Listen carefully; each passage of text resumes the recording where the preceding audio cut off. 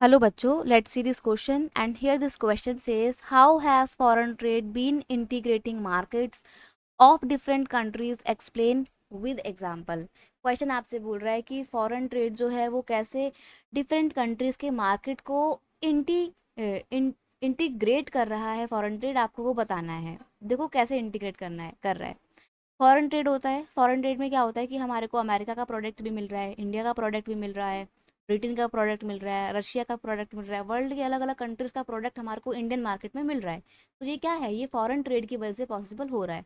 तो इससे अलग अलग देशों के मार्केट ही तो इंटीग्रेट हो रहे हैं ना, क्योंकि देखो जब हमारे को इंडिया का सामान, इंडिया में ही चाइना के टॉयज मिल रहे हैं, अमेरिका के टॉयज मिल रहे हैं, ब्रिटेन के टॉयज मिल रहे हैं, तो कहीं ना कहीं हमारा मार्केट उन देशों के मार्केट से जुड़ रहा है ना, उन देशों के प्रोडक्ट से जुड़ रहा है।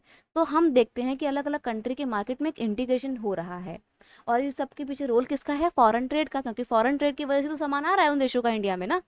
Foreign trade is integrating market of different countries by following ways. Number one, foreign trade create an opportunity for the producers to reach beyond the domestic market. Foreign trade की वजह से ना हमारी इंडिया के ही जो स्मॉल प्रोड्यूसर्स हैं, जो domestic companies हैं, उनको एक अपॉर्चुनिटी मिल रही है कि वो अपना सामान सिर्फ अब डोमेस्टिक लेवल पे ना बेचें, बल्कि नेशनल लेवल पे, सॉरी इंटरनेशनल लेवल पे बेचें। अब इंडिया के प्रोड्यूसर अपना सामान इंडिया में ना बेचकर इंडिया में भी बेचते हैं और अमेरिका, ब्रिटेन जैसे बड़े बड़े देशों में भी जाके बेचते हैं।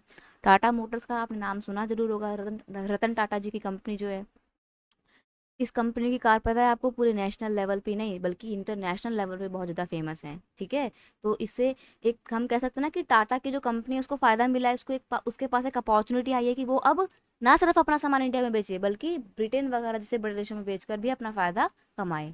It helps to expending the choices of goods beyond the domestic market. अब जो डोमेस्टिक मार्केट है ना, उसका जो दायरा है वो और ज़्यादा एक्सपैंड हुआ है। क्यों? क्योंकि वैरायटी में हमारे को गुड्स मिल रही है जिसमें हमें चॉइस करना पड़ता है।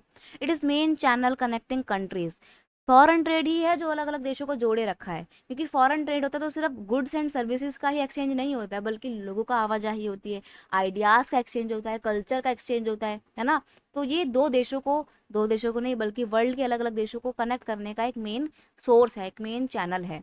For example, during the Diwali season, buyers in India have the option to buy either Indian or Chinese decorative lights and bulb।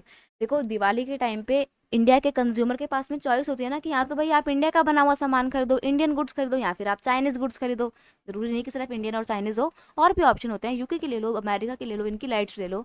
But मैं आपको एक एग्जांपल दे रही हूँ। तो हमारे पास में तो वाइड नंबर ऑफ चॉइसेस है ना, तो उसकी वजह से क्या हो रहा है, कहीं ना कहीं हमारा इंडिया का मार्केट ना चाइना के मार्केट से जुड़ रहा है, हमारे को चाइना का सामान मिल रहा है।